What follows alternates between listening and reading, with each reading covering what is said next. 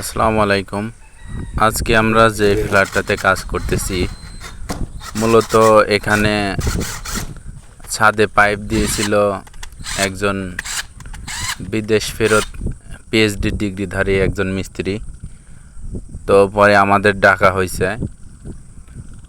তো আমরা আসার পরে দেখি যে ছাদের লাইন পুরাই হিজিবিজি অবস্থা, কোনো মিটার লাইন টানা নাই, কোনো ডিবির জন্য কোনো আলাদা পাইপ দেওয়া নাই, মানে একেবারে বাজে অবস্থা। তো আমরা এই সুইচগুলো দিয়ে কাজ করলাম সুন্দর করে আমাদের সাধ্য মতো। তো এখানে আমাদের রুম ছিল মোট 4টা, একটা ডাইনিং, কিচেন একটা, 3টা বাথরুম সহ এই কাজটা ছিল আমাদের এখানে।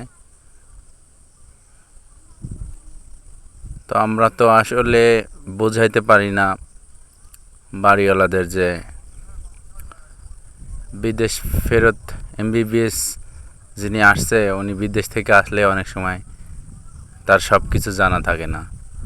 হয়তো এমনও হতে পারে যে আমাদের থেকে মানে অনেক অনেক নিচা পোস্টে কাজ করতো, এমনকি দেশে এসে যেগুলো করতেছে এগুলার ধারে কাছে যাইতে পারতো না কোনো দিন।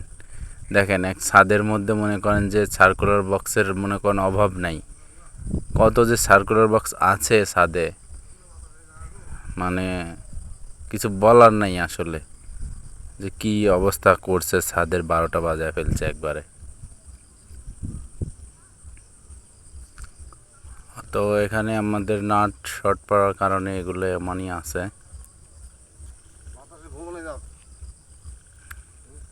তো এটা আমাদের ডিবির আগের অবস্থা, আর ছাদের যে কি অবস্থা ফুটাফাটি এগুলো তো আশা করি দেখাই যাচ্ছে ভিডিওর মধ্যে।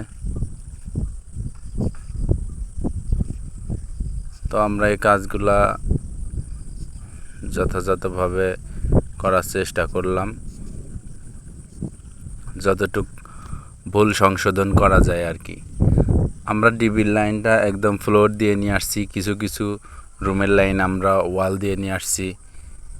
মানে এক কথায় ডিবি এইচডিবি তৈরি করার জন্য আমাদের অনেক খাটুনি করতে হয়েছে এক কথায়।